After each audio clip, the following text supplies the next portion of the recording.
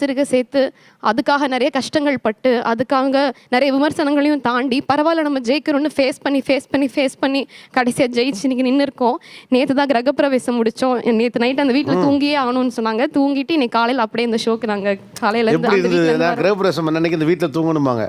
இத்தனை ஆண்டு கால கனவு. ஓகே, இவ்வளோ அவமானங்கள் கஷ்டங்கள்லாம் கடந்து உங்கள் பூமி நீங்கள் சொல்லதே எனக்கு அழகாக தெரிஞ்சது.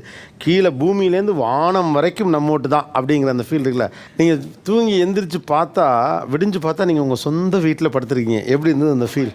அந்த சூரிய கதிர்களே அந்த ஜன்னலோட கோடு இருக்கும்ல, அந்த கோடை தாண்டி அந்த ஷேடோ அந்த செவுத்துல வந்து பட்டிருந்தது. அந்த கதிரே வந்து நமக்கான கதிர் மாதிரி ஒரு ஃபீல் ஆச்சு. நம்ம வீட்டில் நம்ம கட்டின வீட்டில் அந்த சூரிய கதிர்கள் அந்த ஜன்னலோட ஷேடோவோட பக்கத்து அவ்வளோ அழகாக இருந்துச்சு. என்னோட வீட்டில் போய் எல்லா கதவையும் நான் முதல்ல அப்படி திறந்தது. பின்பக்க கதவெல்லாம் வச்சு ஒரு வீடெல்லாம் நான் பார்த்ததே கிடையாது. ஐ மீன் வாழ்ந்ததே கிடையாது. நாங்கள் அதெல்லாம் போய் ஓப்பன் பண்ணும்போது அவ்வளோ